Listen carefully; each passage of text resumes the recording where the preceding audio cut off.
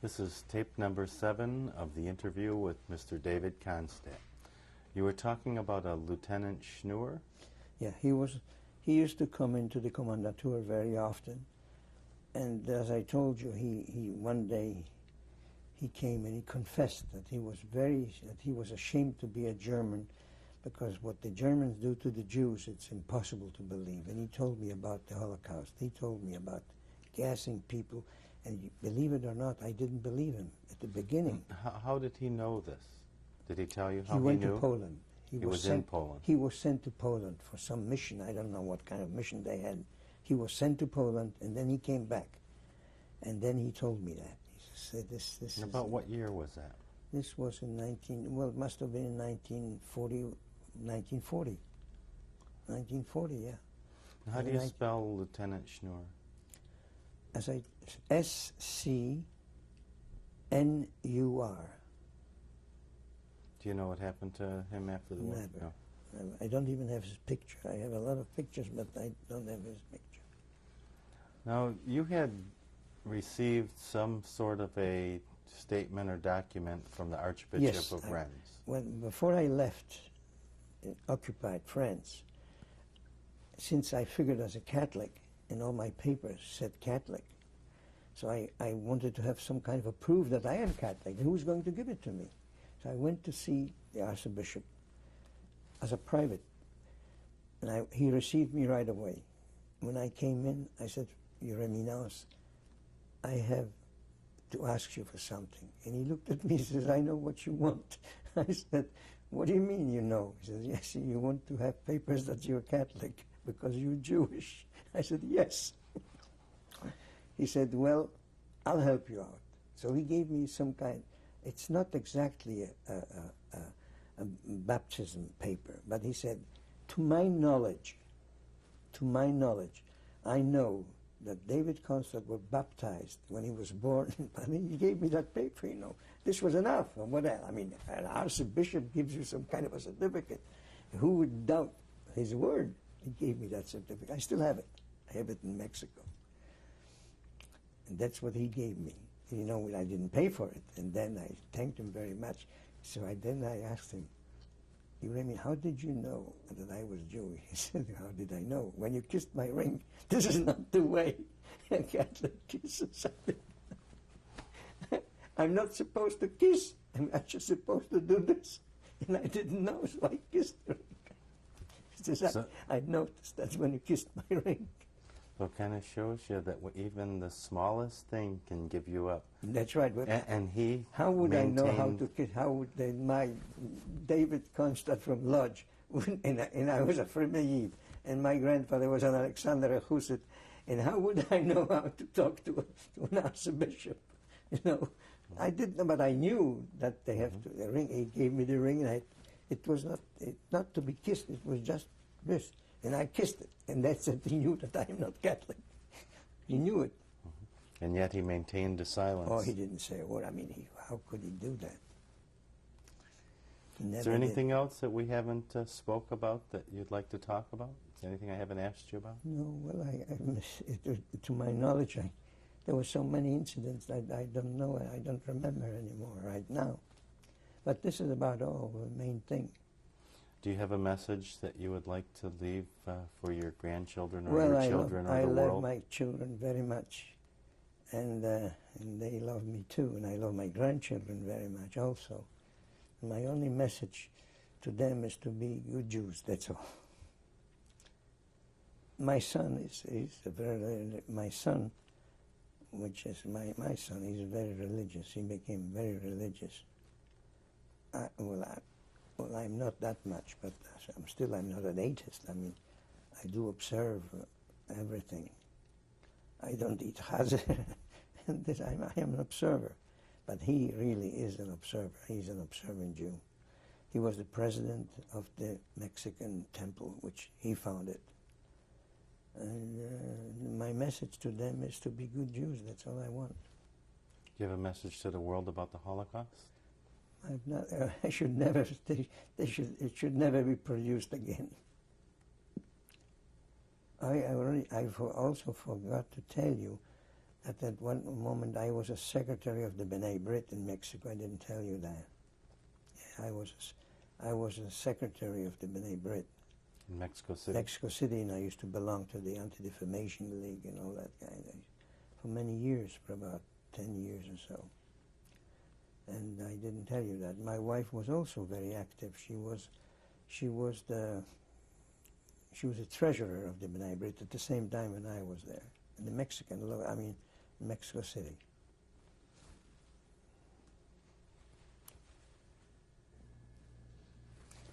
Now, you have in front of you my identity card, which is like a passport, which was given to me by the French police, by the chief of police in my city, in Rennes.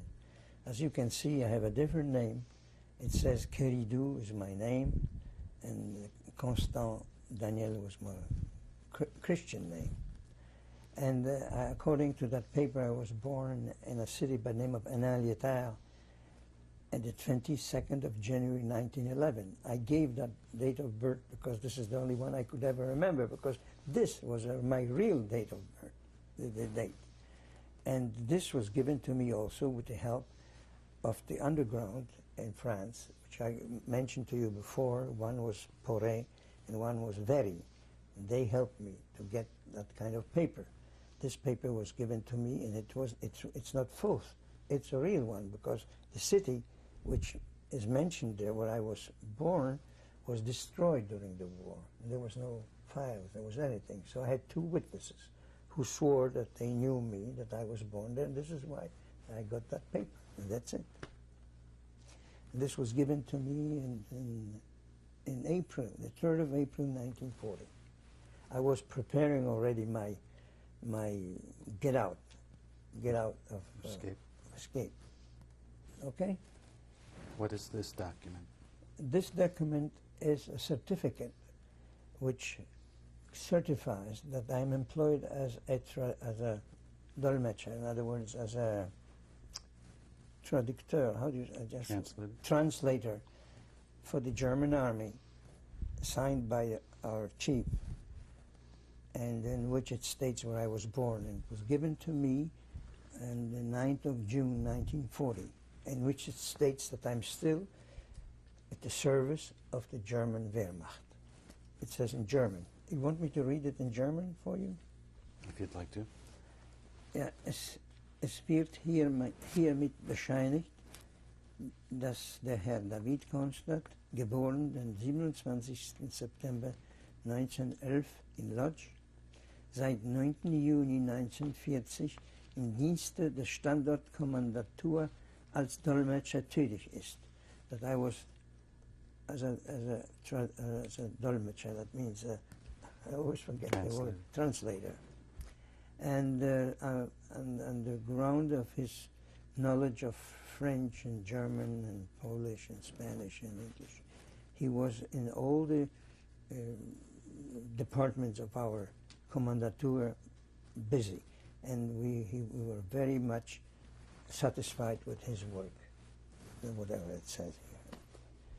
And signed by the chief, of course, and it has a stamp of the commandatura, commandant.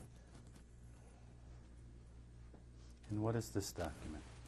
This document, it was given to me by the commandatur, in which it states that I'm allowed to leave the occupied territory, to go to the non-occupied territory and take with me the quantity of 75 or 70,000 francs in order to purchase fertilizer for the cooperative, for the agriculture cooperative.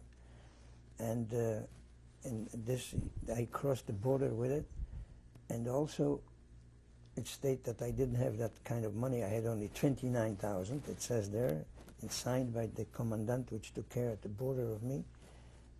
And it was made in Langon, which was the border where you cross the border from non-occupied France, from occupied France to non-occupied France. And this was the paper which I had.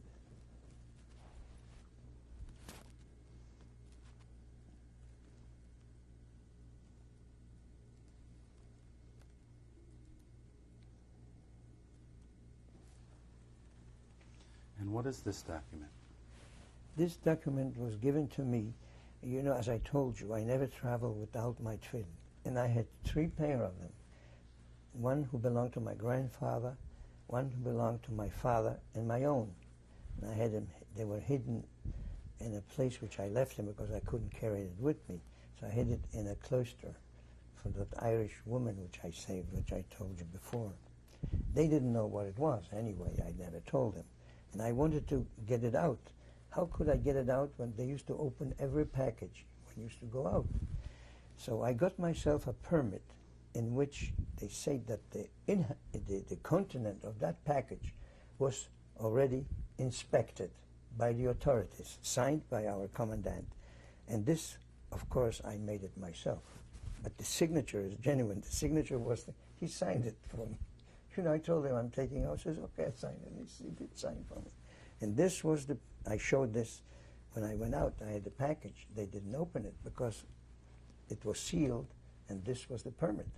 So this was the permit. And what is this here? These are my father's tefillin, which were in my possession. When my father died, I inherited those tefillin. And I didn't want, how could I leave without those tefillin? I had my pair, my grandfather's, and mine. So the 3 pair of tefillin I had to take out of the country. And as I told you before in that paper, I had a package which showed that the package was already inspected. So the Germans didn't open. They used to respect it. When they used to see a seal of the commandantur, they used to respect that very much. And they respected this, and this is how I could take out the tefillin outside. This is the story. And you see those tefillin are over 100 years old now. What is the date on here? Tuv Reich is, I can't think about it now, but they're over 100 years now. It's over 100 years. Okay.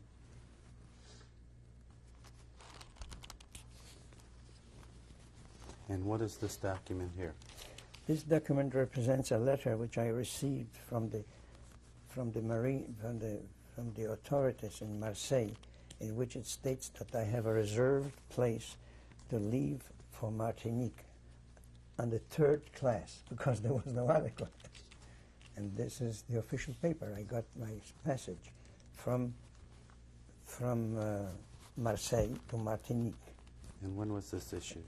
This was issued, well, I forgot already the date, but the letter was, it has a date on it. It was on the 13th of March, 1941. And who is in this picture? This was a picture of my grandfather, my father's father. His name was Moshe Konstat. He was a very religious Jew. He had Ruah. It means he became a rabbi when he was 16 years old. Very rare among Jews, because he was a very good scholar. And at the age of 16, he could have been a rabbi, but he never did profess as a rabbi. He was a religious Jew, that's all. When was this picture taken? This I don't know, because this is a family picture, I don't remember. How did you get this picture? It was a family picture. It was in the family all the time. Him and his wife. And who is this a picture of? This is my grandmother, my grandfather's wife. Her name was Anna, and her maiden name, family name, was Bronowski. And she had 16 children.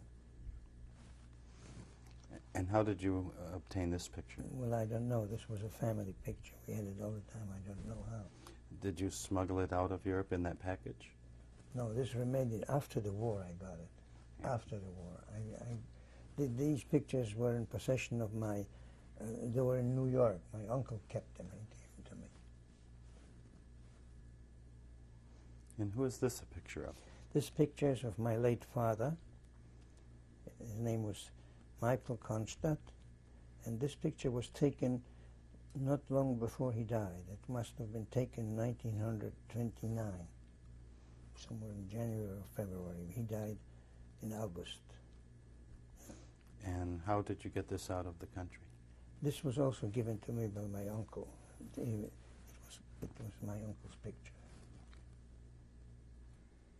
And who is this a picture of? This picture was of my mother when she was 16 years old. She wasn't married then, but her name was Esther Markovich. And was this a picture of your uncle's? This is a reproduction of her picture. All right. Left to right. Grunt. And who are the people in this picture? This represents a family picture. From left to right is my mother, Esther Markovich, married to Michel Konstat. In the middle, this boy in the middle was my oldest brother, who was Eddie. And then comes my father.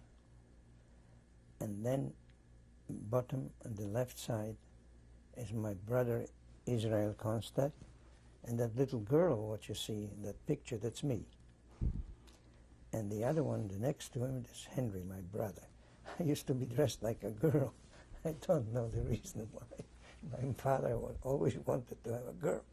And sure enough, they used to dress me until the age of 3 or 4 like a girl all the time. And then I protested. I didn't want to be dressed like a girl. So they changed it. And when was this picture taken? This, well, I must have been taken a long time before the war. As you can see, I was about 2 years old, so this was made in 1915 or something like that. I had a year old. I must have been 2 or 3 years old. And who are the people in this picture? The 4 brothers. The uniform was a German uniform from the German gymnasium. From left to right was my oldest brother, Eddie. The one with the glasses next to it was my brother Israel. Next to him, my brother Henry, and the little boy, that's me. I must have been 5 years or 4 years old. And who is this a picture of? This is my picture when I was 8 years old. I had to go to school, and in order to get to school, I needed a photograph. This was the photograph.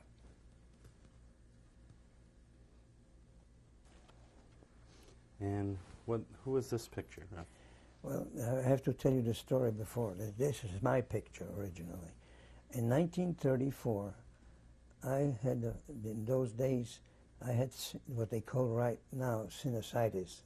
I couldn't breathe. The whole thing was full of pus, my nose and all that. And I needed an operation, and I couldn't afford it. The operations were very costly.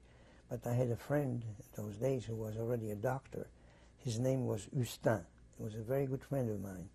And he used to work for a doctor by the name of Dupuy du Temps, which was the man Dupuy du Temps was the greatest anti-Semite which we had in Paris in those days. He used to write every second day or third day articles against the Jews in a newspaper called Action Française. And very terrible, against the Jews all the time. And I had to come to him in order to heal me. Can you imagine that? My friend talked to him. He said he had a friend who was Jewish, and he's very sick, and he can help me out because he was a specialist in those kind of diseases in those days. So I went to him, he received me, and I told him, look, I need that operation, but I have to tell you one thing. I'm not a very rich man. I cannot afford that operation. So I said, oh, this is the Jew speaking. As long as you live, you wouldn't have enough money to pay me for the operation which I'm going to perform on you for free, but on one condition. The condition, I have to change your nose. I hate those noses. When I look at those noses, I get sick. And you have that pronounced Jewish nose, so I said to him, okay, do whatever you want. Take the nose off completely, but cure me. So sure enough, he sent me to his own clinic. He had his own clinic, and he operated on me. He never charged me a penny. And before the operation, I had to go to the police in Paris in order to, because I had to change my face. He had to change my face, so he needed a permit. In order to get a permit, I had to make pictures. This was the picture that I've made, and another one after that. And then he operated on me, and I changed my face completely. And then I will show you the other picture, how I looked after that. But I have to tell you one incident. Because he made that picture, and I got cured, and I thanked him very much. So I decided that I will invite him for lunch, one day. So I went to him and said, "Doctor, I haven't got enough money to pay you, but I would be happy to invite you for lunch." So he said, "You're going to invite me for lunch? Where are you going to invite me?" I said, "Well, to this and this restaurant." So he said, "Well, this restaurant I'll go, because when I was a student, I used to go to the restaurant with all the poor students used to go." And sure enough, I invited him, and as we had lunch, a waiter came along and says, "You know something," to the doctor, not to me. He says, "You know that you owe me 30 francs over 20 years already, you never paid me." He says, "Yes, you were right. He lent them 20 when he was a student. This waiter lent him money." And he gave him 100 to 150 francs as a tip. And he said to me, "You know something, I'm very grateful to you, because I really owed that man money. It never occurred to me that I should pay him back. And this was the occasion I had to pay him back, so I'm very grateful to you." This was the incident. His name was, what was it, Dupuis du Temps, but he had another name. He has a terrific name. Forgot the first. But Dupuis du Temps was his real name. And he was a very famous doctor in France, very famous. He even invented an operation. People used to have, they used to have train from the eye. So he invented an operation which is known until this day, Opération Dupuis du Temps, which bears his name. That he made a new canal from here to the eye, that the eye should drain. This was his invention, very well known. If you ask in the history of medicine history in France, they know the name, Dupuis du Temps. And this. And what is this a picture of? This is after the operation. I had to make the same picture, the same police, and they kept it in their files. This is how I looked after the operation. And how did you get these pictures? The man who was in charge to make the pictures and the police, I asked him to do me a favor. I wanted a copy. So he gave me a copy of the pictures. He says, "It's not allowed to do that, but I'll do it for you." A nice guy. He gave it to me. And how did you manage to hold on to it all through the war? Well, I don't know really. I had them. Someone had them. I don't remember now who held them. No, they remained in Belgium all the time. I got them after the war. I didn't have them during the war, after the war. Tell us about this picture. And this picture represents the Kommandatur, the Wehrmacht, the unit which control where I used to work. Now, on the right, you can see those who used to wear, you see people which used to have a kepi, which was soldiers or petty officers. But the big guys were those who wear a cap. You can see them on the right side, there are 3 or 4 of them. Where I stand there, in the middle, you can see my picture. I was dressed, I was a civilian, because after all, I was in a rank of a captain. And next to me was a picture of a Sonderführer. A Sonderführer was the Nazi controller of the unit. In other words, they used to control, the party used to control the unit. This was a Sonderführer, I forgot his name. But on the right side, completely on the right side, you can see a captain. He was my immediate boss. His name was Bing, B-I-N-G, Bing. He was my boss. And on the left side, you see, there was another guy. You can see he's an officer. He was also a captain. No, he was a lieutenant. And he was an anti-Semite. His name was Wagenknecht. I'll never forget him. He was to talk against Jews all the time, but not to me, in general. And next to him, there was a man by the name of Paulus. Paulus was the brother of General von Paulus, who lost the war in Stalingrad. This was his brother, very friendly with me. This Paulus and Bing, they were immediate bosses. Besides of that Sonderführer, whom I fooled all the time, because what he wanted, since I was a Volksdeutscher, I was a German, he wanted me to be incorporated to the army. And he used to write letter to the main office, which was in Angers, which was a city next to Rennes, that there is a Volksdeutscher who wants to join the German army. But before the letter was sent, it was destroyed by this Paulus, because I told him, what am I going to be? I know I have to join the army, but we are friends. We go to eat together. We are so friendly. If I'm going to be a simple soldier in the army, would you go out with me? Could you be in my company? He said, of course not. So why do you want me to be a soldier? He says, you're right. What shall I do? I says, destroy the letter what the guy writes. He says, I'll do that. 5 letters was sent. And the guy used to go crazy. That's on the field. He says, how come they never answer? I write every time another letter that you should be incorporated to the army. And I have no answer. I don't know what's going on here. But I didn't wait that long. I was ready to go. This was the Sonderführer. Can I point it out to you? Can, I don't know where you can I show it to you? And which one is the Sonderführer? That's the one which next to me on the right side. As you're facing the picture? Yes. With the cap on? Yeah, with all the officers' cap, because they were real soldiers or whatever. They didn't have those caps. This was...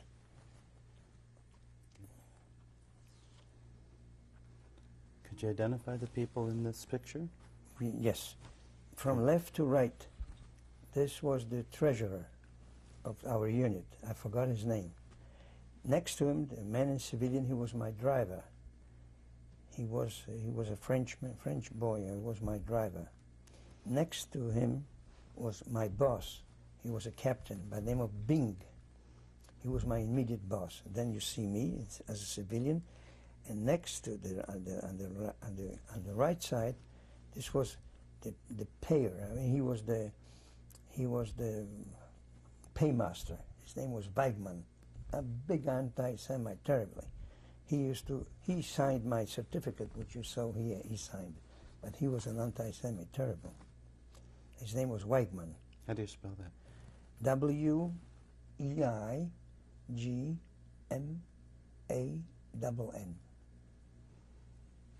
And who is this person? His name was Paulus. He was the brother of the famous general von Paulus, who was the one who lost the war in Stalingrad. Can you discuss this picture? Yeah, I forgot the name of the man on the left side. He was our treasurer of the unit. Next to him, that's me, and next to him, that's my driver, and next to him was my boss, Bing, who was Hauptmann Bing. The place we were looking for didn't come out all right. This was a place where the English bombed that place, but it didn't come out. This was where the bomb fell, and this is where we were standing there. And these 4 pictures with you with the Wehrmacht, how did these pictures, who took these pictures and how did you come into possession of them? Well, they were taken by, I don't know who did, who made them. A staff member? Staff member, yeah. I don't know who did it. I mean, another officer must have taken it somehow. I don't remember, but I got them. And how did you get them? They make you a copy, or? Yeah, they gave me a copy, yes. And how did you manage to keep them as you were escaping? Well, no, they didn't control them. I mean, I left them somehow. I don't remember exactly. I didn't take them with me, but somehow after the war I got them back. I don't know how. But this was taken in those days. But I never took these pictures with me. I didn't want to when I was crossing the border, you know. But somehow they got.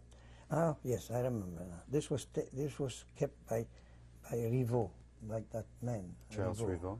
Who somehow gave him to me after the war. He died, and his wife handed over to me. This is the conclusion of the videotaping session. We used 7 tapes.